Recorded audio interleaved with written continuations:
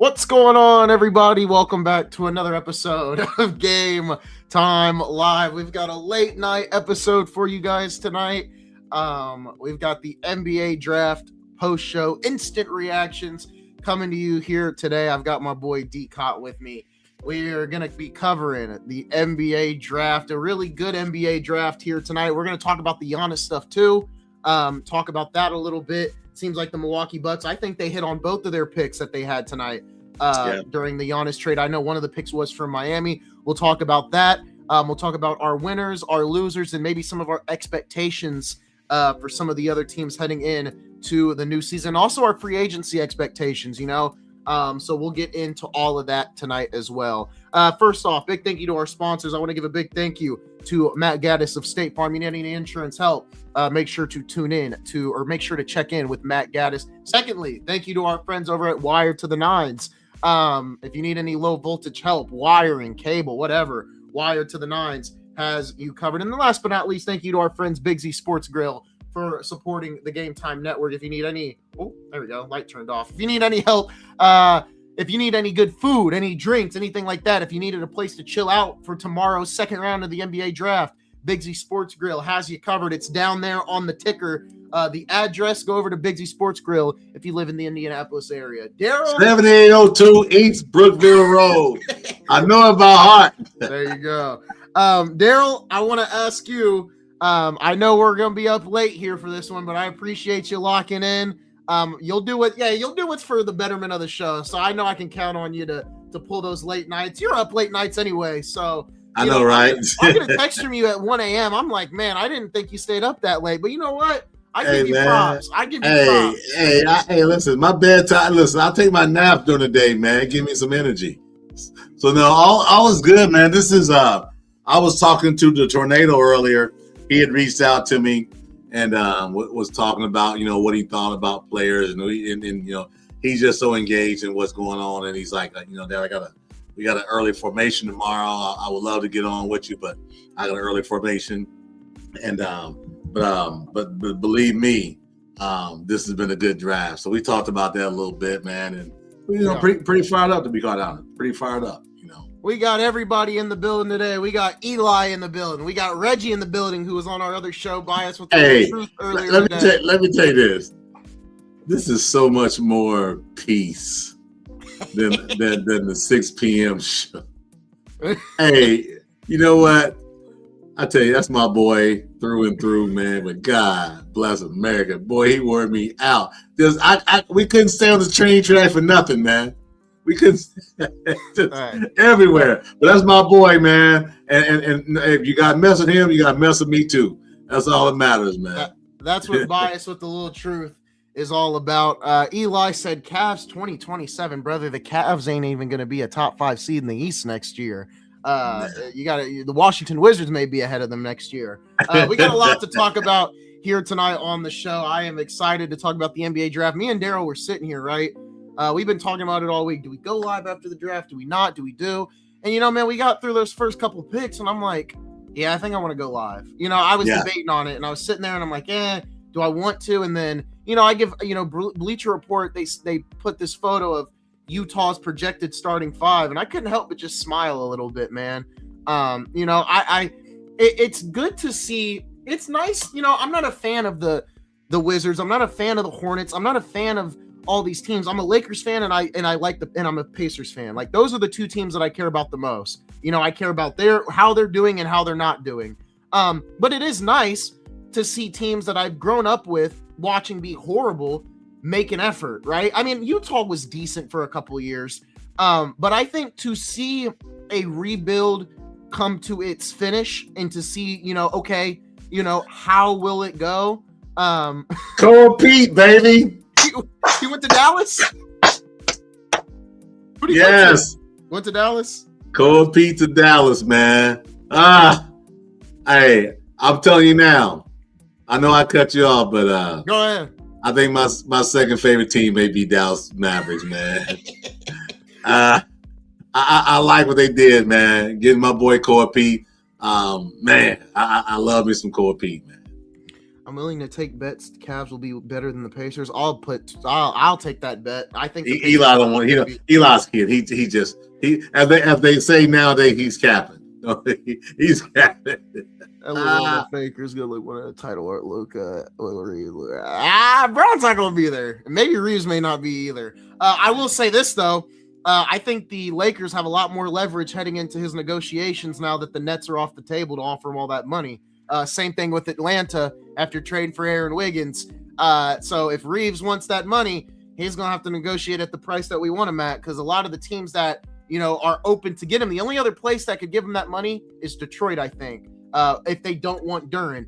But other than that, Brooklyn is off the table because they brought in Randall. Atlanta's off the table. There's a couple spots that are now off the table, but that could also mean the Lakers are going to pay him. So we'll find out. But I want to get back to what I was saying. It's nice to see some of these teams, Daryl, start to putting it together, right? Or putting it together. I like how Chicago has started off their rebuild. I really like the Nicholas Claxton. They got him free of charge yesterday in that trade. I like the Caleb Wilson pick. I like Caleb Wilson over Darren Peterson and Cameron Boozer by far. But I will say this. We've been hard on Cameron Boozer, but I think Cameron Boozer, I think the fit in Memphis works really well.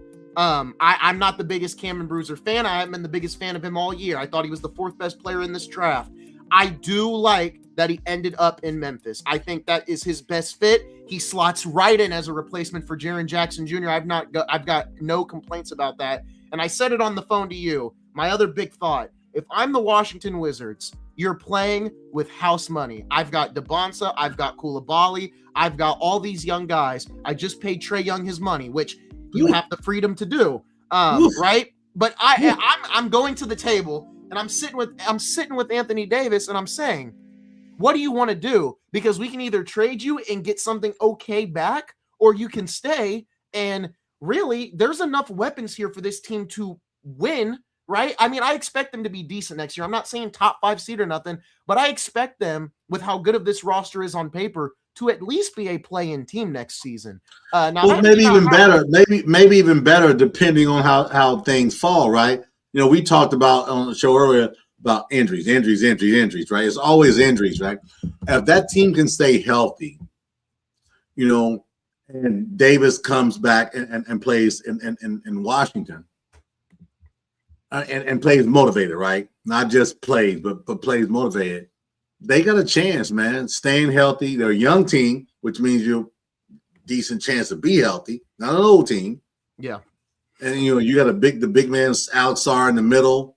Anthony Davis didn't want to play center. Right? Yeah. So I mean, this is an opportunity for. Listen, man. This dude's talking. They're talking max money. Bro, you've been max injured every year after year. So you've got to kind of pick your spot and say, you know what, this is a good spot for me and see what happens. I'm not saying you're gonna do a Trae Young and stick up the Washington Wizards management like you're robbing Fort Knox without a mask, but that's what he did. But it looks as though the Davis isn't able to do that. So it's gonna be fun to see what happens with regard to your Wizards. I'm just gonna say, I'm not gonna say the Wizards. Wizards. Your Wizards. As they pan this thing out, which is gonna be interesting. But here's what I'll say to this, right? Top half of the draft, I was like, okay, this is gonna, top 4 was chalk, right? Yep. But then it got interesting, right? And for my guy, I say a lot of these guys are my guy, but because they're good players, right? My guy Koa Pete to be the last player picked in the draft in the first round. That's tough, man. But I'm gonna say this: Kingston to Atlanta. That was another Fort Knox heist. I mean, listen, he right now look at will be. I'm telling you, mark the tape, book it, clip this. He's already going to be more impactful than Trae Young in his first 2 years when he hits the floor. No, check this out. Here's the dynamic. Trae Young went to Oklahoma. He went to Oklahoma. Kingston went to Houston. Both guys played at universities where Kelvin Sampson coached. Yeah. But I'm gonna tell you this: Kingston has a guy. He can get to the cup. He can dunk on you. He's 6'2.5", he can dunk on you. You know, he plays with a little bit of ferocity, right? If you remember, and maybe you do or maybe you don't, but when your guy, you know, came out of Oklahoma, he was branded as the next Steph Curry. 3 points, you know, and I think he believed in that, and that's where he is now. But I think Kingston Fleming's coming to Atlanta with the 8th pick after Acuff goes 7. I always felt Acuff was better, right? So one slot, but man, Acuff going to Sacramento, what the freakity freak, bro? Yeah, I don't like that. But here's what I'll say, right? I'm not worried about him in Sacramento. If he will pan out regardless if he's in Sacramento or wherever he is. It's unfortunate because Sacramento won't reap the benefits of it like they do with every single player that they draft. They never seem to reap the benefits of it. I think I still think Brooklyn Nets are my biggest losers of the draft. Taking Mikal Brown Jr. that high when you have Acuff on the board, that's an immediate. Let me tell you this. You know what I said about Mikal Brown? And I'm not saying he's a bad player. I'm just saying listen. On the board. What I said was, remember, Mikal Brown played half the games last season. Darren Peterson took a lot of heat about, you know, play a game, miss a game. Yeah. He played half the game as well, and it was this back injury, right? He's a 6'2" guard, 175 pounds. How's your back hurting? You know, so I don't like that. I don't like that. I feel like if I'm new, I'm gonna say New York, you know, New Jersey, Brooklyn, all the damn same. All of them got the same rats, right? Yeah. I don't understand why you don't get Darius Acuff Jr. or Kingston Flemings at that point. Yeah, I just don't see it. Maybe there's something that they saw that we didn't see. But I'm telling you, the most dynamic of those 3 guards is Acuff Jr. That dude is dynamic. Now they talked about, well, he doesn't want to play defense. He's got a little bit of attitude. Mm-hmm. Man, whatever, man. All these little things, these shots at these guys, that's unfair in my opinion until it proves out that that's who they are. Acuff Jr. is the Detroit kid. He's tough-minded. He plays tough-minded. I think there's going to be teams that are going to be making a lot of firing in the next 3 years because there's Acuff Jr. Should have been, in my opinion, should have been first. Kingston Flemings should have been second. Do you like the Warriors pick? Best pick for money, Mara OKC. Yeah. I mean, OKC's a winner. Mara was an absolute steal. I knew when he was still on the board, that's where he was going. Here's my question. The Warriors pick. Yes, I think the Warriors made a good pick with how do you say it? Lindenberg. Lindenberg. Yeah, I think the Warriors made a good pick. Here's my problem with the Thunder's pick, right? Does this call the end to Chet Holmgren? You got 3 centers. Don't forget. You got Williams, the other Williams, who's your center as well. So you got 4 centers on your roster. Well, I think it's either Chet or Hartenstein. Well, my point being is that one of those guys got to go. So you're not going to have 4 centers on your roster. Yeah. Well, he can play power forward. Oh, okay, that's fine. Yeah. But I just don't see that, right? Yeah, he's long. The big guy's long, and I think some of it was because of the fact of the Wemby situation, right? He's 7'3", defensive player of the year in the Big Ten, right? It's smart. It's a smart pick. In my opinion. Well, if you got a plan, right? If in fact you got a plan for the next step, if they've got a plan for the next step, thumbs up. Right. As my little mama said. But I don't know, man. I just don't know. He looks clumsy on the floor. He looks like a little bit more athletic Zach Edey to me. Yeah, that's what he looks like to me. I think the biggest thing for that pick is he's going to be able to space out the floor way more than a Hartenstein would, and even to a degree Chet would. He is a little more explosive. He's not going to be as athletic as Wemby. He's not. But he is. Well, who is at 7'5"? Exactly. He is going to be able to stretch the floor better than the other guys will. I will give him that, and I do like the Warriors pick. I think Lennon. I keep messing up. Lindenberg. He'll be 24 when the season starts. How about that? The guy that's going to be 20. Hey, Indiana got all this crap in football about old players. I haven't heard one thing about Michigan having an average age of 27. Lenenberg, I think, is a good pick for Golden State. He's athletic. He can shoot the ball. I think he can do anything that Golden State asks him to do. Now, what is interesting is, I don't know if you saw the clip. It was Mike Dunleavy and Joel Lacob. They seemed to be going back and forth in the media room when they were doing the interview post-draft pick. Kind of a cause for concern. Ever since, what's his name, left the Warriors, it's been shaky ground for them. Well, you know why he left? He left because he wanted. That's my guy on ESPN. Yeah, I can't think of his name, but yeah, me either. But he left because he wanted to trade. Supposedly, reports said that he wanted Draymond gone. Yeah, I think he wanted Clay gone too. He wanted to trade Clay when it was. Well, no, I thought he wanted Clay to stay and Draymond gone though. Oh, okay. I thought he was trying to trade both, from my remembrance. And once again, go ahead. No, just it's going to be fun to see how it all shakes out, because to your point, right? Yeah. Yes, that means this draft pick that the Golden State Warriors got tonight. That means Trey Jackson. Dale Davis Jr. Is going to be looking to either leave Golden State or do something different, because I think he plays a very similar position and very similar game than he does. So I mean, what do you do with Trace Jackson, right? What do you do with him? Real talk. What do you do? I mean, maybe you trade him, but I think for right now, for now, Jackson's he's a bigger version. He's stronger. Athletic. He's about 2 or 3 inches taller. He's got more, dynamic play. Yeah. I mean, you talk. I mean, listen, this NBA guys, they don't want to be sitting at the 9th or 10th guy that's getting minutes in the fourth quarter when the game's over. They don't want that. Yeah. But these guys all believe that they can play, right? Yeah, man. You know what? We've talked a lot about Darren Peterson and his health and everything else. If he does work out, and I mean it's still it's a possibility that he doesn't, but if he does work out, I mean, think about the Utah roster for a second heading into this season.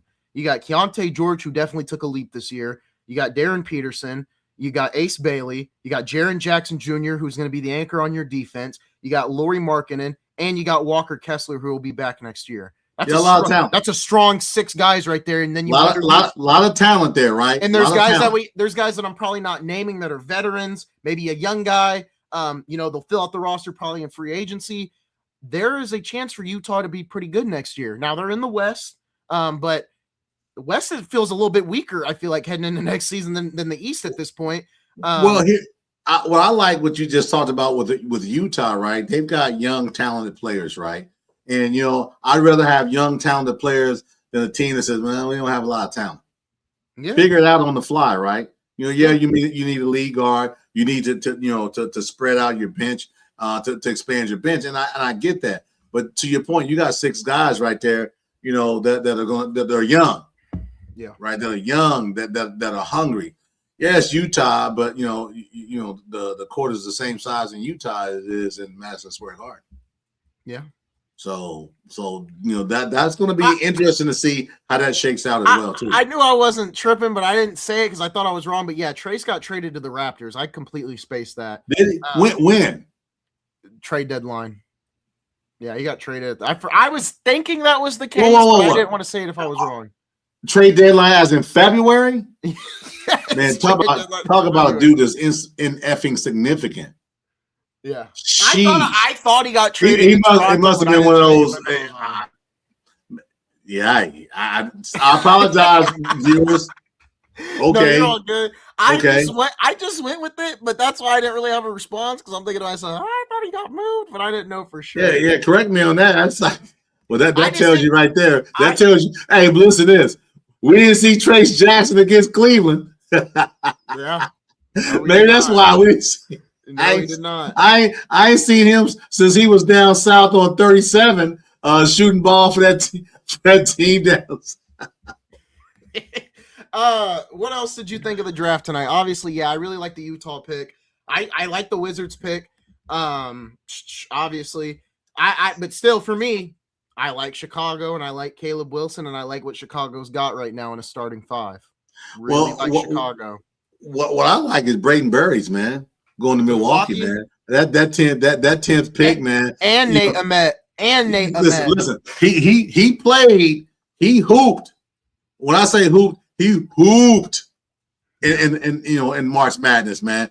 He made himself a lot of money guarding guys way out front and defending. Remember, they were talking about Core Pete. Well, what about this guy Brayden Burris, right? And man, he showed it 100%. So good get from Milwaukee there. And then they turn around to get Nate Mint. Now listen, I believe Nate Mint is going to be a project. He's 6'11", 137 pounds. Okay. But here's the thing: you got Ware that came over from Miami. So Nate Mint is not required to come in and play 35 minutes a game next season.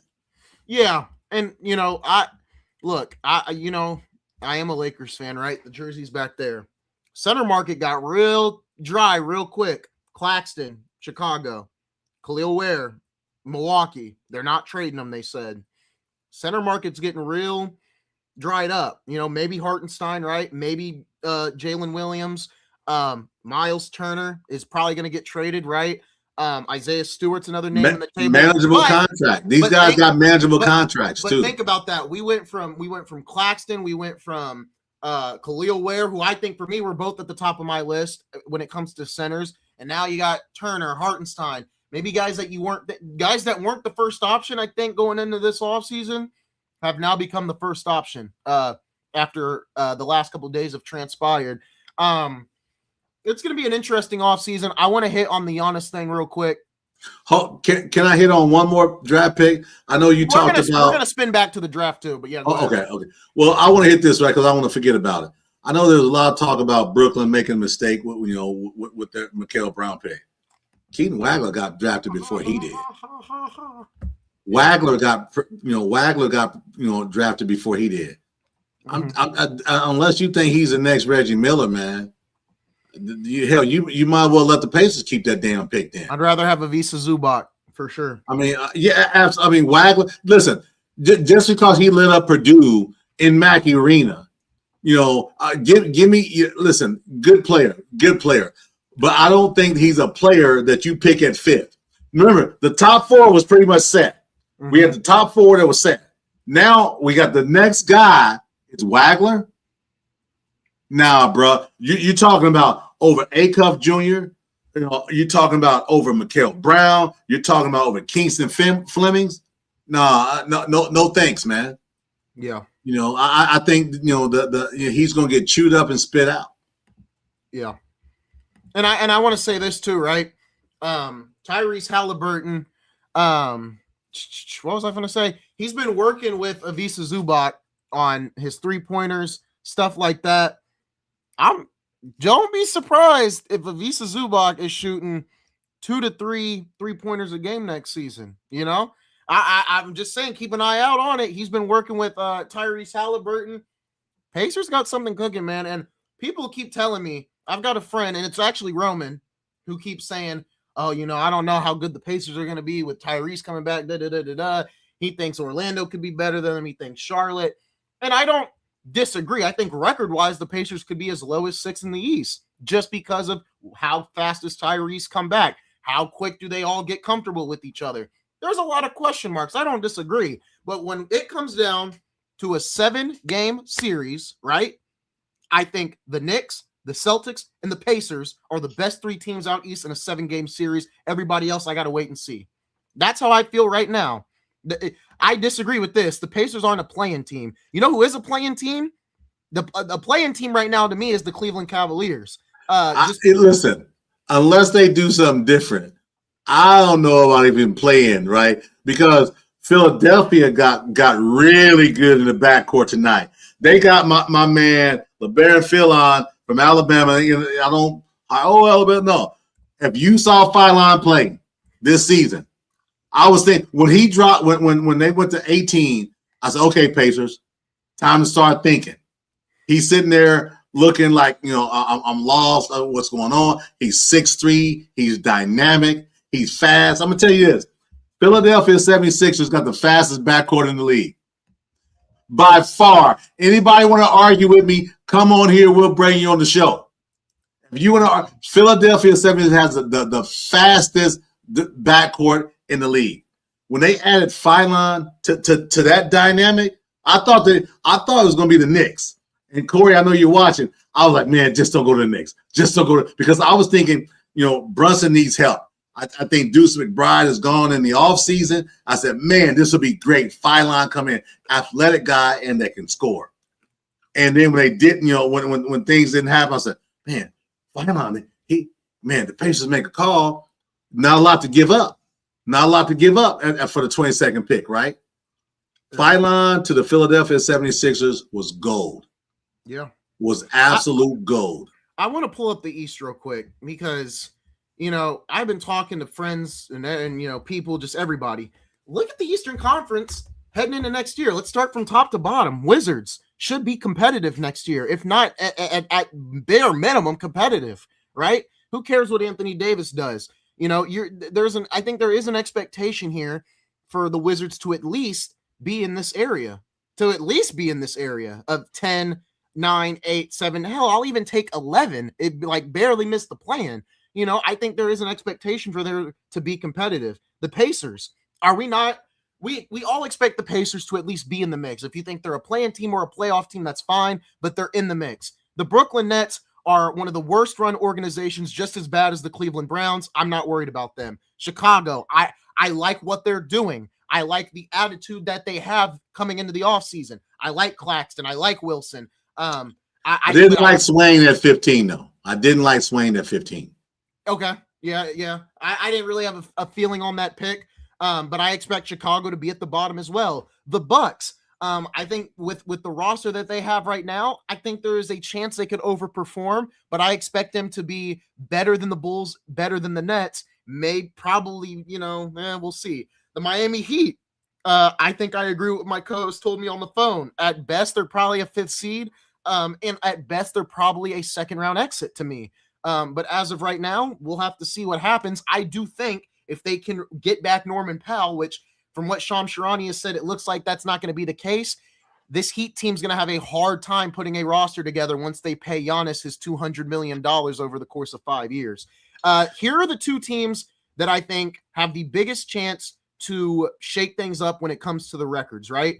The Magic and the Hornets. These are the two teams when I talk to people out on the streets or whatever that say, oh, these are the two teams that I think could be better than the Pacers, better than, the Cavs, better than whoever, right? And I've said it. I don't disagree with any of this. I think the Hornets could be really good. I think the Magic could be really good. But I've said this time and time again. What are they going to do in the offseason? I like the Magic's new head coach. I do like that. I agree with Daryl on the side of the Hornets. The Hornets are a very, very good team. They are very, very good. They have a lot of potential, right? But there is a lot of question marks, right? Can LaMelo Ball be way more mature in a playoff situation? As much as I gave him credit that night, I understand there was a lot of issues. Con Knuppel, everyone keeps telling me, oh, he's just a rookie. You got to leave him alone. He's just a rookie. Okay, but you still shot 1 for 11 in a playoff situation. I'm not going to sit here and disregard that just because you're a rookie. I'm not going to do that. He shot 1 for 11. Brandon Miller had the tape on his shoulder, whatever. I don't think he was 100%. Hopefully he can be 100%. I think the Hornets have the right pieces in play. The draft pick that they had tonight, I don't really care for because, he just needs to he needs to bring something to the table. We'll see. What matters I'm looking at now, Hans Steinbach. At 14, I felt like they needed a center type guy, right? I felt like they needed and he's 6'10". I get it, right? I'm talking about someone who's played in the type of competition that's going to be more mirrored toward the NBA, right? What matters more for the Hornets is what they do in the offseason. Kobe White's a free agent. You got to bring in another guard. You just need another ball handler. It's kind of similar to Halliburton getting Nembhard. That's what LaMelo needs. He needs another ball handler next to him. The Magic. I think the Magic should have been up there with Detroit this season. Not saying the first seed in the East, but I think they should have been in this top 5 area. They should have been where Toronto is this season, but they weren't. Hopefully with this new coach, that changes. Everyone, I hear Eli saying the Magic are going to drop. I think Philadelphia could drop. And I think right now, maybe it's just because I'm a little low on them, but I think Philadelphia could be the one to drop. I think Embiid is only going to get worse come health-wise. If Maxey and Edgecombe can, elevate their play to where it equates to more wins, I think they can stay in the mix. Atlanta, very loaded roster. I like the addition. Well, be careful. I would say loaded. I would say okay. Well, same thing with Utah. There's a lot of talent. There's a lot of talent on the roster. I like the Aaron Wiggins acquisition. I love the Kingston. For nothing, by the way. For nothing. I love the Kingston Flemings pick. I didn't think they were going to go guard after getting Aaron Wiggins. Atlanta is a team that I think could stay right where they're at next season, very much so, because you've only added more to this team, and I think they could only be better. Toronto is a team that I could see falling next year. That's a team that I could see the Hornets overtaking. Well, they got Trace Jackson Jr. though. They do got Trace Jackson Davis, but I don't think he's going to bring that much of an impact. Cleveland is a team that I could see being in the playoffs or the play-in. I don't see them being out of it, but all I'm going to say is when you trade for James Harden, your window closes, and I don't know how much Donovan Mitchell truly wants to be in Cleveland. Remember, he's up this summer for an extension. Watch that closely. If he doesn't sign that extension, Isaiah, that says, nah, bruh, I don't want to be here. Or I'm waiting to see what you all do at the trade deadline to see if there's anything that can come this way. But I don't know if they've got anything they can do because, again, to that point, granted, you got the defensive player of the year 2 years removed, right? And that's great, Mobley, and you've got Spider, and you've got Allen. Yeah, but it's the same team you had this year too. Yeah, I'm not too high on the Cavs. Same team you had. The Knicks. I mean, man, they're the champions. I have nothing to say about New York. Boston, they'll make the right moves. But here's where I'm going to, if I'm a Pacers fan, if I'm a team out east that thinks they have a shot of being competitive, I'm throwing a party. I'm celebrating. Daryl, you should be celebrating because all of this Giannis news has benefited everybody else in the East. If I'm Jaylen Brown, I'm livid. I'm livid. I took you, and I haven't given, I've been, Daryl's been very positive of Jaylen Brown. I've been very, I still think Tatum's their best player, but I do think it's a 1A, 1B situation. If I'm Jaylen Brown, I led this team to third in the East, 56 wins without my best player. And arguably, if Tatum was on the roster this year, that's probably maybe 5 more wins, right? Maybe 6 more wins if they had Tatum. So really, you were right where you were supposed to be. And let's keep in mind, I said it anyways. I don't know why Boston tried to do this Giannis deal. If anything, this would have made Boston worse bringing in Giannis. And Daryl brought it up on Sunday's show. This is a team that likes to play 5 out, spread the floor, and shoot the ball. Now, I do agree Giannis drives in, kicks out. I mean, it works. It's kind of like LeBron and all his other past teams where he just needs shooters around him. He drives and kicks the ball out. But it shortens your championship window. Miami, it made sense for Giannis to go to Miami because Miami was desperate enough to need a top guy in Giannis. And Giannis, honestly, people are saying Giannis is walking into the same situation. I completely disagree. I know Bam scored 83 and there was a lot of controversy on that, but there isn't no Bam Adebayo in Milwaukee. There's just not, right? There's not a Bam Adebayo in Milwaukee. You have a co-star and you got some decent guys around you. But for Boston, I'd be a little worried about the Jaylen Brown stuff. He may request a trade, but if he doesn't, Boston's going to make the right moves in the offseason to be competitive next season. I'm not worried about them. I am worried about Detroit. If Detroit does not find a second ball handler and playmaking guard, I'm out on Detroit next season. I'm not buying into that. It's going to be tough because Cade Cunningham's going. He's a young guy, so he can carry the load right now. But at some point, you guys say, listen, we need to get you off the ball here and there. I'm not saying off the ball completely. And then people say, oh, what do you mean off the ball? He's a great point guard. Listen, Tyrese is a real point guard. And they got him off the ball with the great Andrew Nembhard, right? And that paid dividends, right? It paid great dividends. You got, there's nothing wrong with being a little bit humble, right?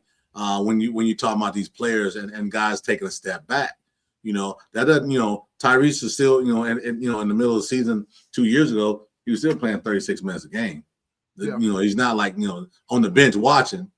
But, when you got guys jumping, your lead guard trying to get the ball out of his hands, that puts wear and tear. Similar to we talked about, I want Caitlin Clark, but same thing. Get, get the ball out of that player's hands and give them an opportunity to get up and down the court with a lot less stress and pressure, right? And even just that, I mean, the scoring. You got to have somebody else there to score. We talked about Tyler Herro possibly ending up in Detroit. Obviously, that didn't happen.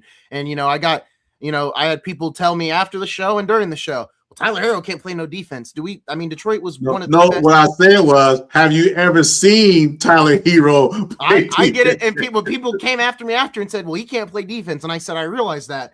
But this is Detroit we're talking about. This was the best defensive team, probably one of the best defensive teams all season long. So that's why it naturally fits for me. Herro doesn't have to be this great defensive player. I will say this, he in playoff time, he's going to get attacked, but that's the point of NBA playoff basketball.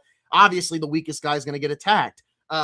So it wouldn't have mattered. But now when you're Detroit, who do you look at, right? You got to find somebody that can play, make, and score. And I think one guy that comes to mind for me, if they have the money, I don't know if they do, is Immanuel Quickley. That's a guy that can create and can score. That's your boy.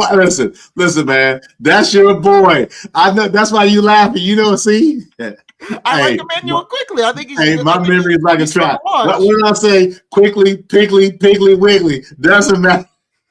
I think Quickley is a very fun guard. I like watching him play. When I watched Toronto this season. And even in New York, he wasn't bad. I like Quickley. I think he could be really good.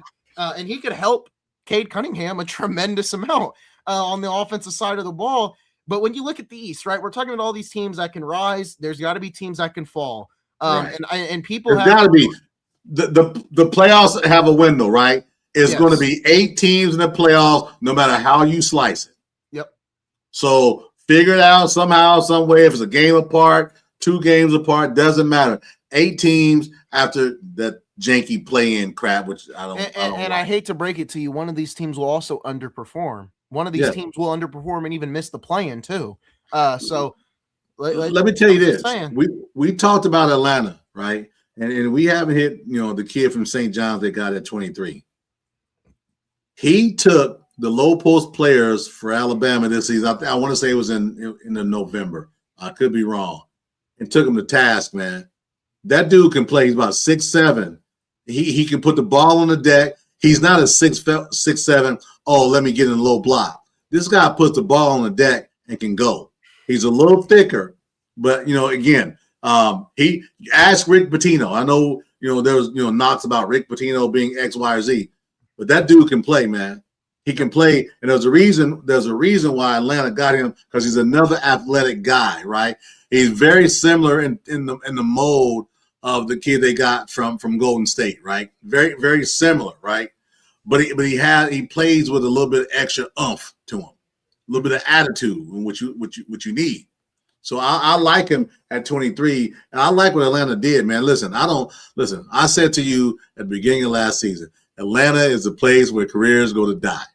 I said that probably 8,342 times. But whoever's in their front office after that first round fiasco, 3 years ago, 2 years ago, that number 1 pick.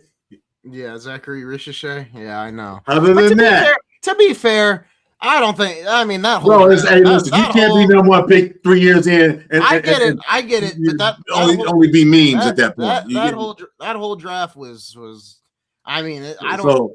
There's not a guy from that class doing that well, other than probably Alex Sarr. So the good thing about Atlanta, we know that there won't be any fans in Atlanta watching the game. It'll be the away teams being there watching the games. So I'll have an opportunity maybe this season to get down to Atlanta, because I'm sure tickets won't be very pricey. Even though you got a good young team, those folks down in Atlanta, they got a lot more going on than going to the damn Hawks game. So that's going to be interesting to see what happens. Well, the Hawks fans better get on board because they be packing the Falcons Stadium, and the Falcons are arguably going to be worse than the Hawks next year. So that's because they're packing the stadium for the other team, man. They ain't packing that stadium for the Atlanta Falcons. Stop it, man. Come on. Have you seen those games? I want to go back to the Bucks and the Heat here. Kind of hit on this Giannis trade. Okay. I really do disagree with people saying Giannis just went to the Bucks in a different font. I really do disagree with that. I think there is a better roster here in Miami. Honestly, I thought they were going to have to give up more than what they gave up. And honestly, at first I was getting worried that they were really going to let this slip to Boston. I would have been funny if he would have went to Boston, because I think Boston. I would have loved that. I would have loved that much more than going to Miami, because I knew at that point you taking a guy who's a downhill guy to a what did I call Boston Celtics? I don't remember, but they space out and they shoot the three. What I said, insanity Celtics is what I said.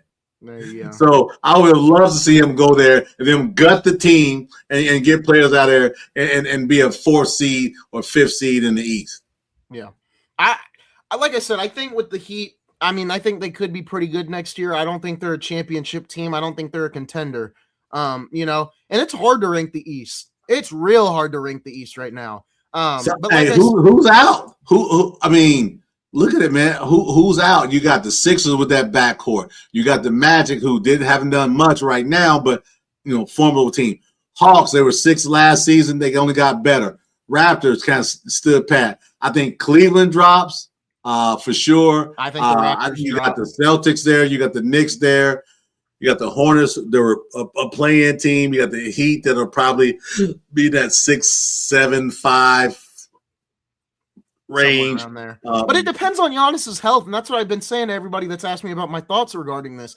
I said if they're healthy, pretty formidable. It could be a good team. If Giannis isn't healthy, well, that's what you get for trading for him. I mean, this is the cost of trading for him. But like I said, and I've been saying this fits for the Heat.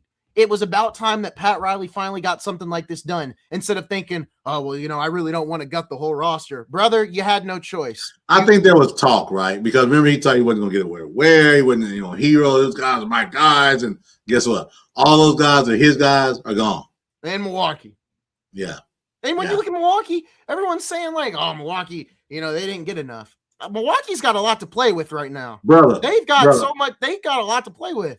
And they hit, and to that point, they hit. And when I say they hit, man, you're talking about Nathan Mint. And again, here's the thing about Nathan Mint, right? I've seen on X and people, who's going to be the biggest bust in the first round, and they talked about Nathan Mint. Fly the bill, blah blah blah blah blah blah blah. Average 8 rebounds a game, man, in the SEC at 136 pounds, soaking wet, right? The guy is very athletic, right? It looks as though, based off of the draft, he comes from a good family. He looks like he's 16. He looks 16, right? So he doesn't have to go in there and be ready to go crazy, because you got Ware and you got Turner at this point, are your bigs, right? So he can go in there and just kind of, play loosey-goosey and see what happens. He's got to get an outside shot. He's got to get his outside shot back, because in today's game, you may be 6'11", but this ain't, 6'11", 1997. This is 6'11", 2026. You better put it on the deck and do some step backs and lace it from about 24 feet, right? Yeah. So that's going to be fun to see how Milwaukee pans out. I don't like Milwaukee. Yes, the Pacers will be better, but I'm going to tell you, I think Milwaukee made a lot of headway, and they made a lot of ground with getting rid of the Greek Freak. And the only question I've got is his brother going with him? I don't know, man. I heard today he tried to sneak in Giannis's suitcase on the flight to Miami. Bro, I don't know. He ain't gonna be in Miami. This ain't Milwaukee. I said on the show earlier. This ain't Milwaukee. And you know what? Somebody said that today on Twitter. They said, man, if Pat Riley had a problem with LeBron's cookies, how is he gonna feel when Giannis asks for his brothers? So we're gonna see what happens.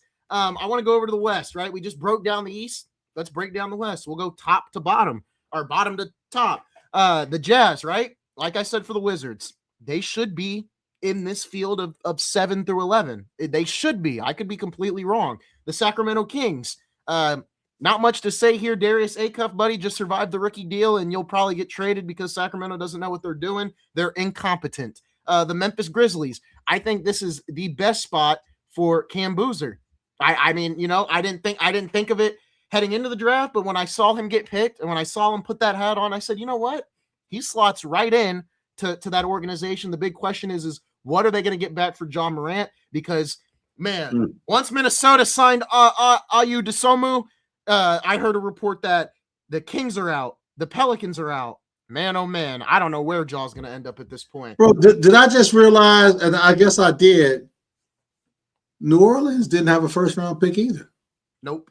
So they traded it last year because to get Derek Queen. Right.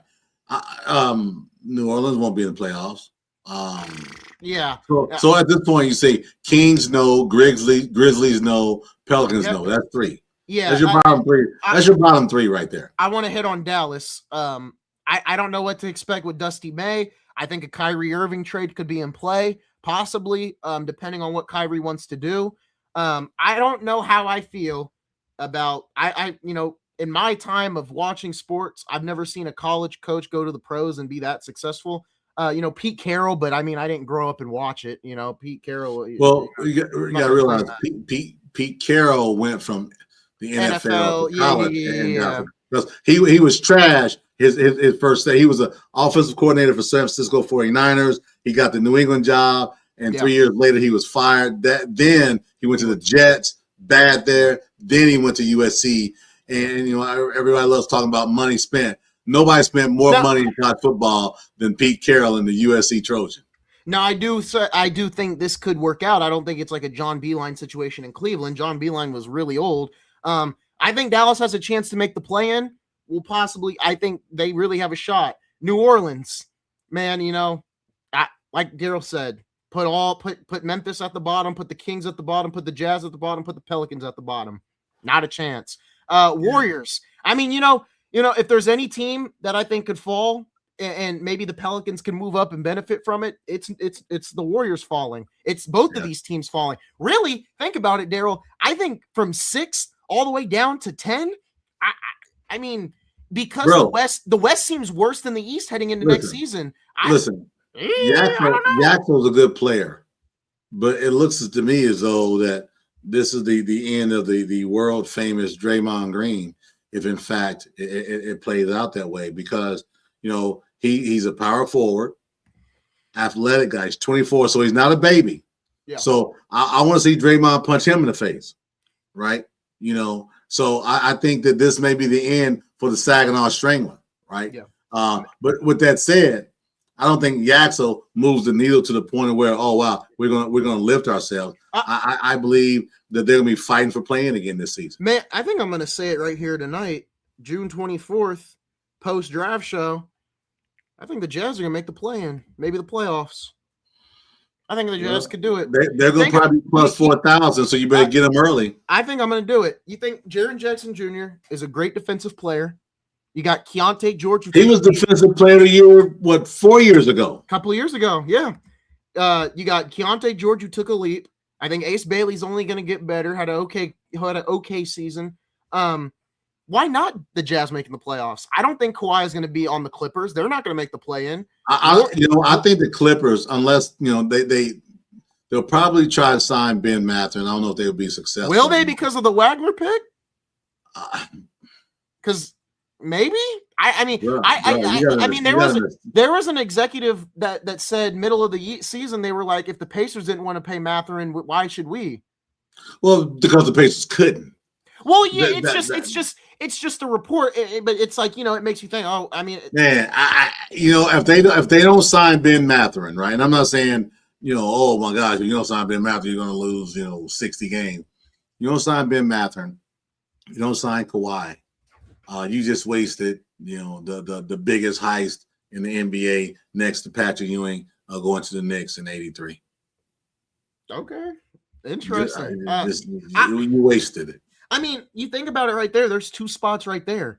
I mean, the Clippers, the Warriors fall out. I could see the Jazz and the Mavericks moving in. Blazers could fall. Phoenix could be consistent as last year. I mean, I don't know. Did they get but they didn't have a pick this in the first round. They didn't. I'm just saying, maybe they stay consistent. I could see the Phoenix Suns staying in this 7 to 6 spot. Somewhere around there, 6 through 10. I think the Jazz could make the play-in or the playoffs. I think the Mavericks could do the same thing. I think Cooper Flagg is going to take a really big leap next year. Warriors, Steph Curry may will them back to a 10th seed. I'm not going to doubt that. The Clippers won't be in the play-in. I can guarantee you that if Kawhi Leonard is not on the team, which I don't think. I think Kawhi Leonard and Ben both will not be Clippers this upcoming. I don't think so either because of the crap that went on with Kawhi and all that stuff behind the scenes. Yeah. And then you got, Garland, he played well at the end of the season, but is the toe right? I don't know. Yeah. I think right now the Clippers have to keep Garland. So, there's not really they're going to trade. You can't trade. They don't have a choice. They don't have a choice. So that's why I'm saying it's like Mathurin feels like the odd man out here, unless they keep him. There's a possibility they keep him. I'm just saying with Wagler, a guy picked number 5 overall. That's a high pick. You probably expect him to play. I don't know. Portland, I think they're going to drop. Unfortunately, I think they're going to drop. You let Tiago Splitter go to Chicago. The new coach is the assistant from Minnesota. Could be a good coach. I just don't expect them to be in the spot. He signed a 1-year deal. No, I didn't know that. Really, 1-year deal. And we were on the show earlier, and I said it was pennies. That was malpractice on his part and his agent, because you have a requirement for your peers to get the most you can and maximize your opportunity. For him taking a 1-year deal, which basically leaves him in purgatory, right? And you're going to expect Scoot Henderson, who's in a make or break year, to respect who you are? Man, get the hell out of here. Yeah. That dude, I said on the show earlier, I said he was thirsty. He's thirsty to get a job. And you that desperate to get a job to get a 1-year deal? Well, he can prove himself. That's a lot of pressure to walk into.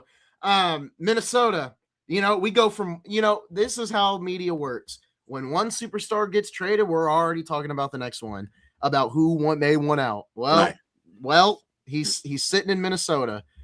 Maybe he wants out. We'll find out. I'm not going to speculate on it tonight because I just want to hit all 5 of these teams right here. You look how we just went over the West, right? There is nobody, in my opinion, from 6 on down that is that formidable to bother any of these 5 teams. And I know what you're saying, Isaiah, the Lakers, they're the fakers. Ha, ha, ha, ha, ha, ha. But it's the truth, man. Listen, we can say all that shit, stuff we want, man. But the bottom line is Lakers are a top 4 or 5 team in the West. Bottom. Period. At minimum. Maybe they're 6 if Minnesota gets it figured out. At minimum. Well, Minnesota's got to make a move, right? Minnesota's got to make a move. At minimum right now, if the Lakers pay AR and they pay LeBron, at worst, they're in the same spot they were this season. Hey, listen. At worst. The Cameron Carr pick. They got lucky getting Cameron Carr. Not lucky. I don't know why the Knicks didn't want him. I thought the Knicks. I thought that would be a good fit. Man, I don't know for the Knicks, right? Cameron Carr, I think is going to be a good player, man. Yeah, and you look at the guy they took last year, Adam Thier. He played a couple minutes this year, but those are 2 really athletic wings. You let them. I think Thiero. I don't know how you say his last name. You give it. He played a couple minutes this year. Had some moments in the regular season, looked good in the G League. He's been developed a little bit. Those 2 guys next year, I hope, could be an impact. They're athletic wings. That's we need. You got 2 white guys that can score the basketball that aren't good defensively. If you got 2 wings, Cameron Carr and Thiero, who both are athletically gifted, right? Can jump out of the gym. I'm just calling it like it is. I'm half white. I'm athletic, but I'm also not athletic, right? You got 2 non-athletic white guys. I'm just gonna call it like it is. AR's pretty fast, but you get what I'm saying. He can't jump. He can't jump out. Hey, but he can't squat like Tyler Hero. He's just as bad defensively as Tyler Hero, exactly. But the Lakers got 2 decent young wings that could probably play some good defense. But Lakers still have a lot to work on this offseason. They need a center. They need a center, man. They got a lot of holes they still got to fill. Denver. We've talked about Denver, right? What do they do with Jamal Murray? The way the Celtics are treating Jaylen Brown is how Denver should be treating Jamal Murray. You should be taking every single call from him. Boston shouldn't be taking calls on Jaylen Brown. Denver should be taking calls on Jamal Murray because everybody in the West has to have this mindset.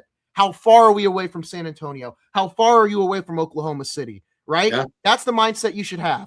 If the Rockets didn't have all the chemistry issues that they had this year, and if they had Fred VanVleet, it is a probably completely different season for the Houston. It's a non-issue. I don't disagree. It's a non-issue. It'd be a non-issue if Fred VanVleet was in that locker room. For the Lakers, you kept up with the Thunder, in my opinion, in all those games in the first half. some games in the third quarter. Your problem was you couldn't keep up with them in the third and fourth quarter, sometimes just the fourth quarter. I don't think the Lakers that far off from the Thunder or the Spurs. I don't think they're that far off. But like my co-host just said, you need a center, you need a center, you need a center. Ayton got you need a center. There's been a lot of talk, there's been a lot of talk here locally. Everybody's throwing Miles Turner's name out there. Look, for a guy who, and I'm here in Indianapolis, for a guy who many Pacer fans blasted, he talked bad about the Pacers. He is. Y'all keep his name in y'all mouth. That man's in Milwaukee. He ain't posting. And matter of fact, I follow him on his show, on his podcast. He ain't in there talking about Indiana. He's not. He out there just trying to figure it out. I will just say, he's got a manageable contract about that $25.5 million. You say, well, man, that's a lot of money.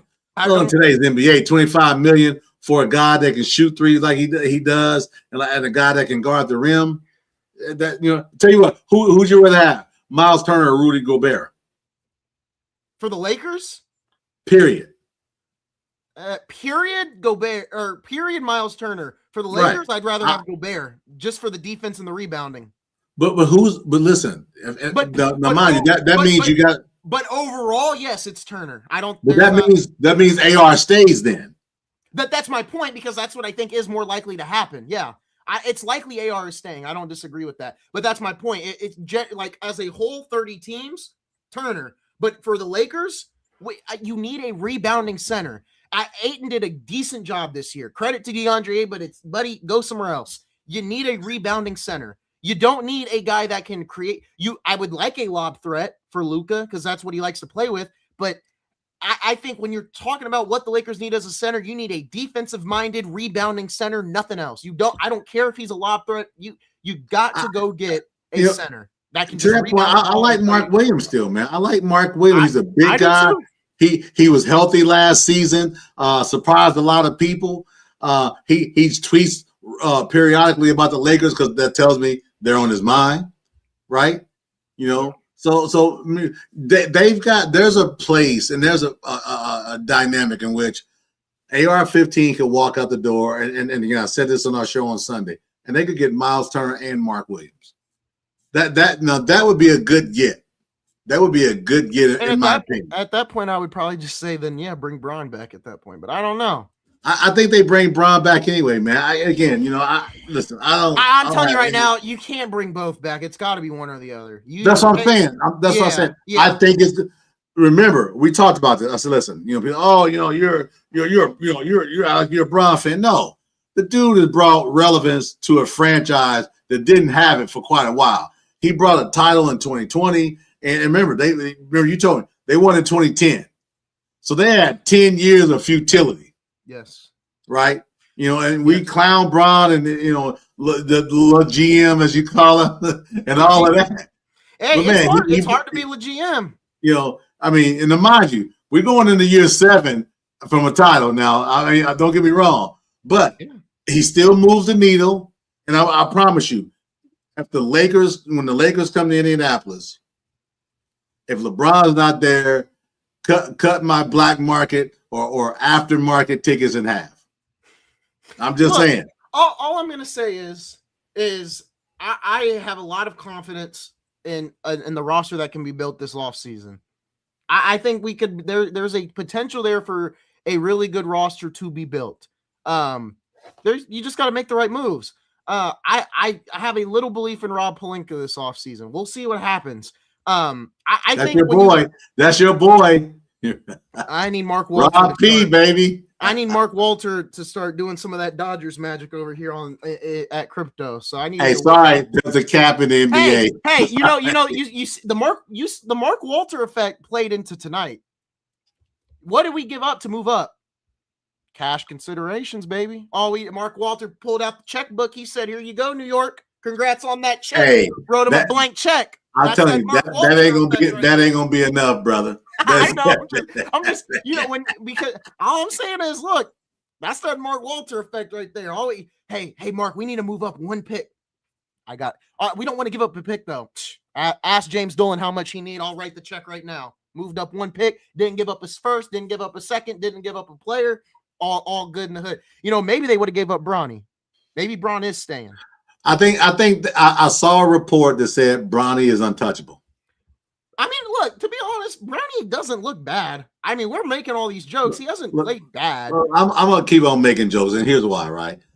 First and foremost, if I'm playing or if I'm the GM or I'm a coach, Tornado would be on my team, okay? He would absolutely be on my team. So any father that takes care of his son that way, you get all the credit in the world. But let's take that part out of it. You're talking about a late second-round pick who's done not a damn thing in the NBA. Stop acting like this dude is something there. There's nothing there. His other son played at the University of Arizona, couldn't get off the bench even in garbage time. Let's be real here. You know, there's a lot of knock about the greatest of all time. That Arizona team was stacked this year. Well, fine, so be it. He still couldn't get off the bench, even in trash time. All I'm saying is there's a lot of conversation about the greatest player of all time that I've ever seen in person and live, Michael Jordan. Oh, his son couldn't do anything. Okay, they didn't get drafted. Okay, I'm glad Bron got his son drafted. Wonderful, it's great. Come on, man, let's be realistic here. You know, Bronny is relevant because his name is James. Okay, and I get it. Again, not knocking what his dad did for him. I would do it all day and twice on Sunday for all three of my sons. Yeah. Come on, man. I mean, at some point, the realization have to be there. Like, listen, we did you a solid, LBJ. We did you a solid, and that's okay. Because believe me, he's done them a solid by bringing the title and bringing relevance to a fleeting franchise. That was a payback, and I ain't tripping on that. I'm just coming out from a player. The guy's not an NBA player. When you're Rob Pelinka, when you're this whole organization, you got to get this right this offseason, man. I'm not saying you got to be better than the Thunder and the Spurs, but you got to, I do believe if Luka was healthy, maybe we go to 6 games with the Thunder, but it's more than likely 5. But I'm telling you right now, you got to get this thing right. Yeah. You got to get this thing right. You traded for Luka Doncic, and I get it, right? Luka's lazy on defense, whatever. Luka, when we headed into that last offseason, I got told by you guys, I got told by everybody, oh, Luka, he lost all that weight. It's a facade. It's a fad. He's going to gain that weight back. He didn't. He kept that weight through the whole season. And he did better off gaining weight. He did better off gaining weight. He wouldn't look as bad. But he kept the weight. And look, be damned if he did, damned if he don't. He kept the weight. People are like, hey, well, you just said it. I'd be better with the weight. He kept the weight. That's a better excuse. He kept the weight. He got hurt. Let's call it like it is. He got hurt. They lost to the Thunder. But you can't waste his prime by paying AR $200 million and bringing back LeBron James, because you're going to be in the same spot that you were last year. You've got to go out and get a rebounding, defensive-minded center, not lazy DeAndre Ayton. I don't give a damn if he was the number 1 pick. He shouldn't have been the number 1 pick, and we all know that. Hindsight 2020. You're 100% right, man. But here's the thing I'm going to say to this. Luka didn't get hurt in game 50. It was game 70 plus, okay, when he got hurt. Okay. Yeah. Remember the big fight was, well, let's give him a break because he had to go overseas to see his children so he can be eligible for a postseason award. You're right. He'd have been better off gaining 25 pounds, making an excuse. He was slim all season, and everybody's going by him like he was a turnstile. 49% from the field. Everybody shot against him on an average. His counterparts no better, 48.5%. So combined 49%, you're 2 guys that you're about to be paying an average of $50 million a year plus for each. That's $100 million of your deal. You know what the salary cap is next season? Tell me. It ain't double that. Yeah. I want to say it's 171 million. I'll look at it while you're talking. I think it's 171 million, and you're gonna pay your 2 worst defensive players 100 million of that per season. Come on, brother. Come on now. Work with me here. Hold on. 3 and D. Right on Pelinka's front door. 3 and D. Oh, I apologize. D. I apologize. 165 million. So you're gonna pay your turnstiles $100 million on average. I'm not talking about contractually. I'm talking about for the contract. $100 million, $50 million apiece, bruh. Come on, man. If Rob Pelinka signs AR-15, that is NBA GM malpractice. You can have him if you want. I just showed you what was. 165 million, bro. And they got the second apron. Okay, fine. Second apron, I want to say is 209. I'm gonna look that up too. I think second apron. Like I said. First apron is 209. Second apron is 222. They got room, brother. It's LA. I get it. They got room, but we'll see what happens. I'm not.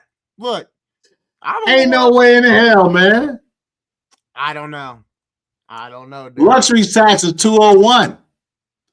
Bron's going to get about 30, 35, 40. So 50, 50, and 30. That's 135 million, bro. Bron's going to be in Golden State. Oh, that's right. The light-skinned guy's been begging him all off. See, good point. Bron ain't going no damn Golden State. You know that now. No, you ain't thinking about Bron going no damn Golden State. Maybe he'll go to the Wizards or the Knicks. Maybe. Look, man, he is dropped roots in LA. Maybe he'll go to the Clippers. He ain't coming back to the Lakers. Oh, do we have a side bet on that? Listen, I'm telling you, I'm willing to bet something that Bron is absolutely going to be a Laker next season. And I also think, here's what I think. I think if the Lakers do sign AR-15, purgatory. Here comes purgatory. I'm telling you. Yeah. I look.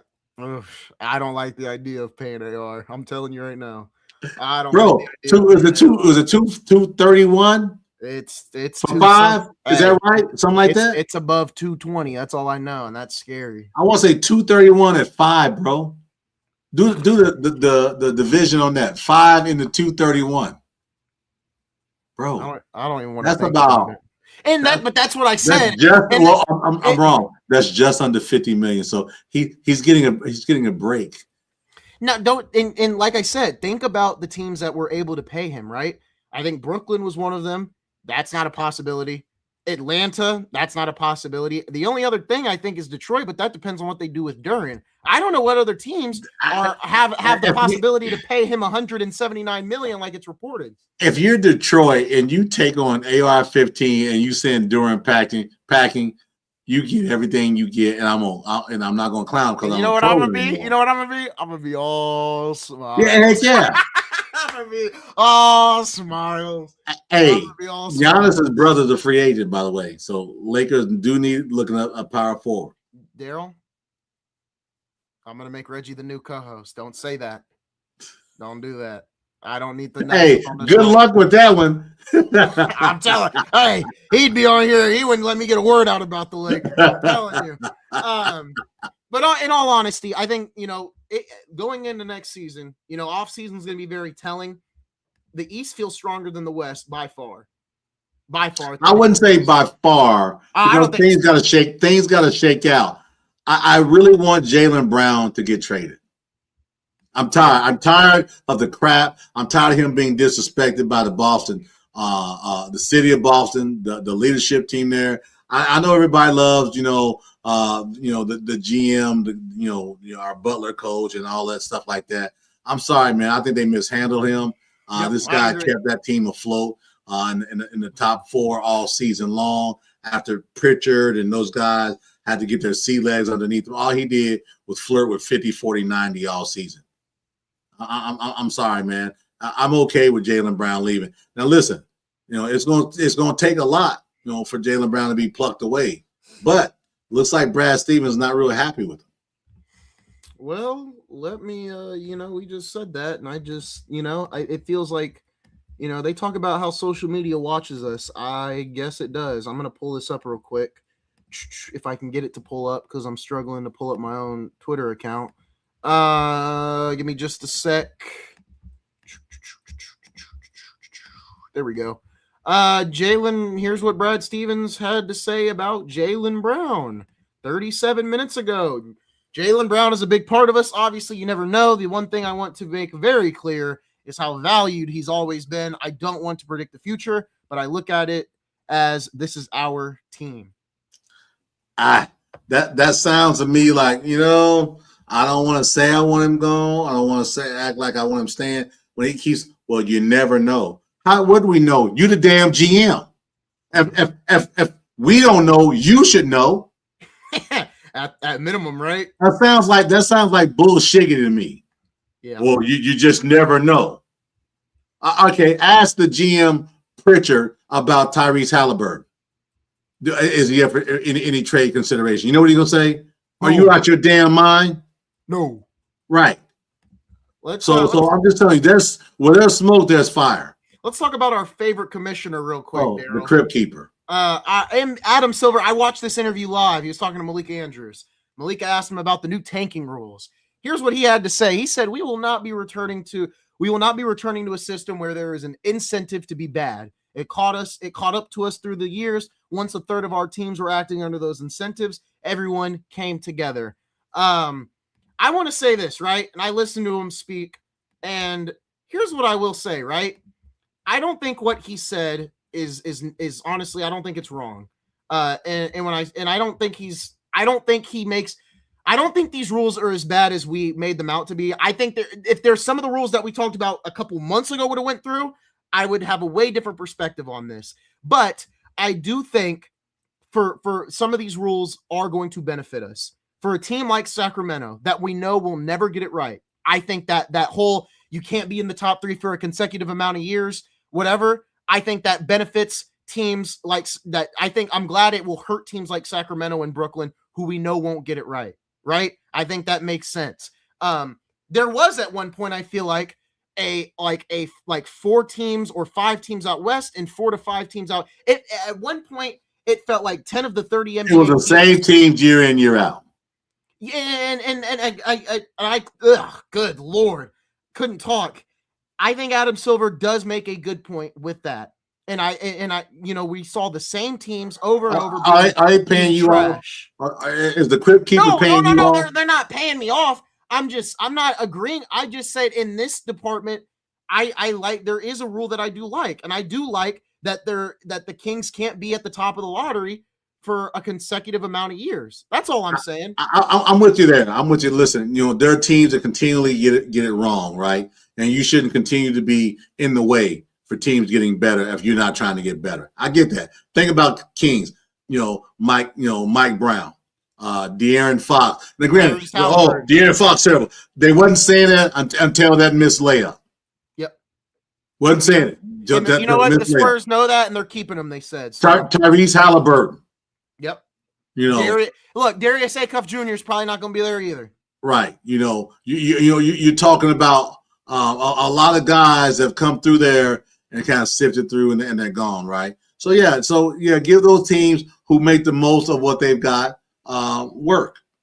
But at the end of the day, I think it was still it was a reach after one season of what's going on and not looking at the totality of teams having injuries and that type of thing. I think it was an absolute overreaction by the Crypt Keeper. Especially with all the flopping, yeah. Yeah, it may go down as a good decision, but again, I know I'm in the minority here, bro. There's a flopping rule. They called it 84 times over 2,000 games last year. Yep. There's a rule of non-NBA play, non-basketball play. Didn't call. I don't remember they called it once in the playoffs. Yep. So I don't want to hear that.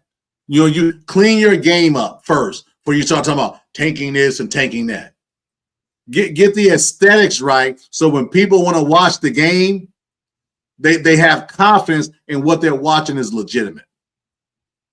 That's all I'm saying. And yeah, I'm not paid by the NBA.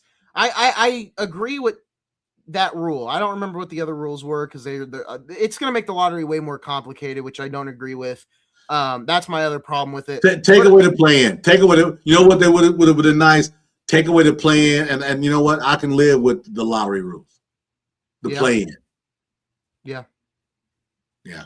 I agree. But you know what I will say?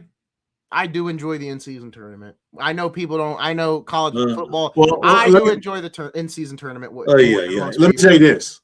So there's a certain person. I'm not going to say Reggie's name. This is the finals. The last 3 years, someone told me the team that won the fake play, whatever that trophy bullcrap, they didn't win the title. The first year was the Lakers. They didn't win the title. The second year was whoever the hell else. The third year, it was the Knicks. The Knicks aren't going to win it because someone told me in 3 years the team that won the crap mid-season tournament didn't win the title. Guess what? Knicks won the NBA title this year. You know where people get that from?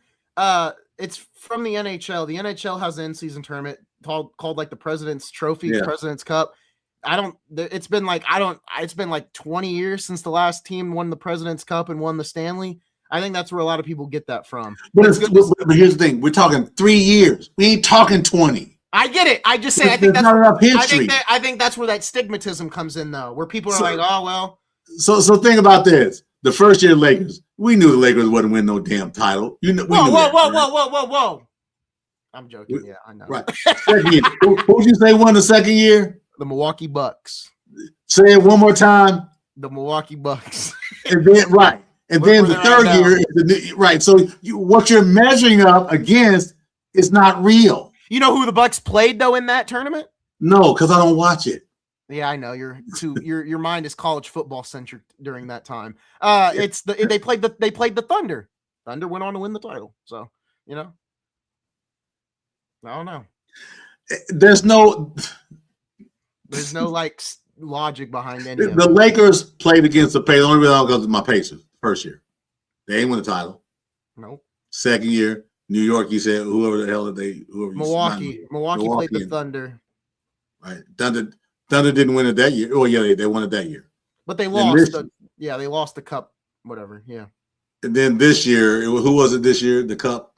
It was the Spurs and the Knicks. It was literally the finals matchup, yeah. Which is cool. I mean, that's cool. I don't understand how the Knicks won it with such a wide, vast history of the in-season tournament. I get it. I don't know. Hey, I was gonna say, you talked about Luka there, and his inability to play defense, whatever. I mean, we were saying the same thing with Brunson, and that was gonna maybe withhold them from winning a title too. So no. What I said was, listen, I said Brunson is a liability on defense. You're absolutely right. But what Brunson brings on offense is a hell of a lot more than AR-15 brings.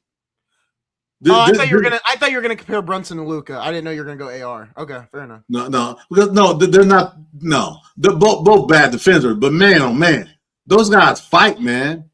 And imagine they were teammates. Yeah. Oh, okay. Yeah, that's true. So different dynamic there for me. Brunson, he's a liability, but he'll fight you though. Luka ain't fighting nobody. Luka like, hey man, hey, I'm not trying to get my nails dirty, man. Yeah, go ahead and get to the cup, bro. I'm not doing that. That's why they're gonna get Jared Allen, and that way, we got a real defender down there. LeBron's gonna go to Cleveland. Jared Allen's gonna come to LA. Let me tell you, man. This is about 4 years ago, maybe 5 years ago. So we were at the Pacer game, and we were playing Cleveland. And Jared Allen's family was sitting right behind us. Reggie will probably remember this. It was his niece, her son, and 2 other children, right? And we talked about, Jared, Allen being a good guy and all that stuff. And she convinced me at that point in time that Jared Allen is one of my favorite players, not named a Pacer. And Reggie may remember that. But she talked about how quality of a guy he is.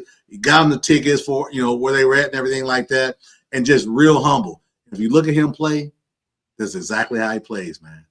He doesn't play with a crazy edge and cussing referees out and stuff like that. He's going to look real good in the purple and gold. I'm telling you. You know what? Listen, if he got to L.A., if he got to L.A., he's going to do a lot of work because that turnstile is going to be out there at the top of the key, bro. He's going to be defensive player of the year because it's coming his way. Shit, Lord. Hey, it is coming his way, man. But I guess give you Jared Allen, 2 thumbs up, man. Like that guy. I like how he plays. I like the fact that he's not some flipping out, type of guy. But yeah, a lot of respect for Jared. Of course, obviously, the other players on Cleveland as well too. But I like Jared Allen, man. I like that dude. Yeah, no, it's gonna be. Wish he had a better offensive game. Though he doesn't have a strong offensive game. Wish he had a better offensive game. But to your point, he I think he'd fit pretty good in LA. No, for sure. I think it's going to be an interesting offseason. Game Time Network, Game Time Live will be here to cover it all for you.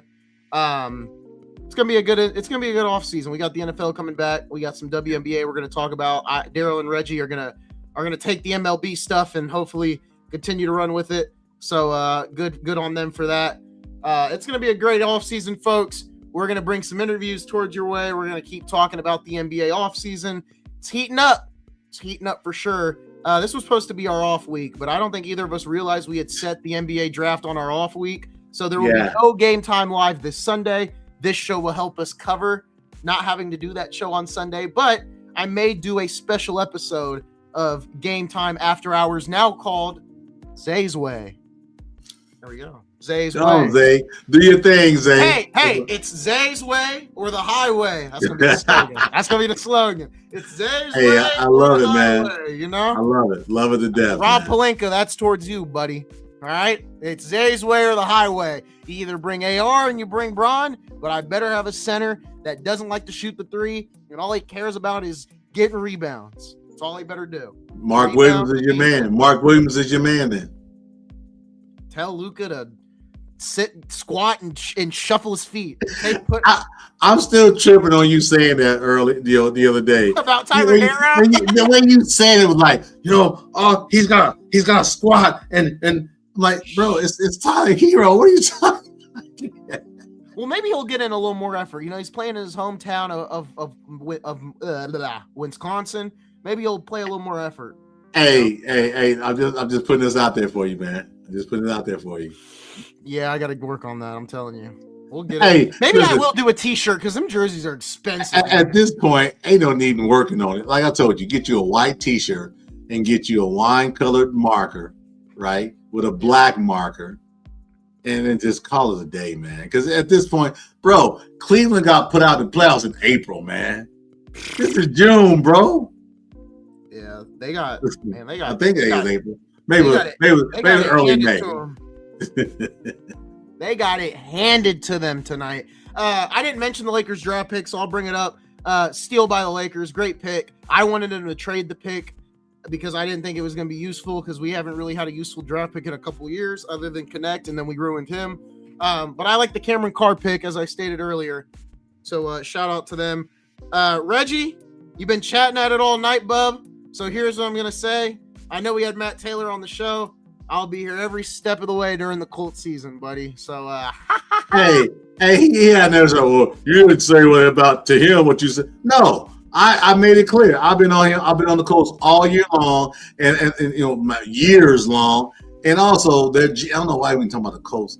You know what? I'm not gonna waste our. Listen, I'm not gonna waste our breath talking about the Colts and the worst GM in NFL football, man. That's what I'm saying. We talk about the NBA draft tonight. Nobody had a better draft than that team right over there. Nobody had a better draft. No one in the NBA had a better draft than the Cowboys did in the NFL offseason. Atlanta Hawks, baby. Atlanta Hawks. Hawks had a pretty good draft. I'll give it to them. Hawks had a pretty good draft. Yeah. Hawks had a good draft. It's going to be a good offseason, folks. We'll be here every step of the way to cover it. But that is going to do it. We will see you guys in a couple of days for another episode of the franchise show of the Game Time Network, Game Time Live. We'll see you guys soon.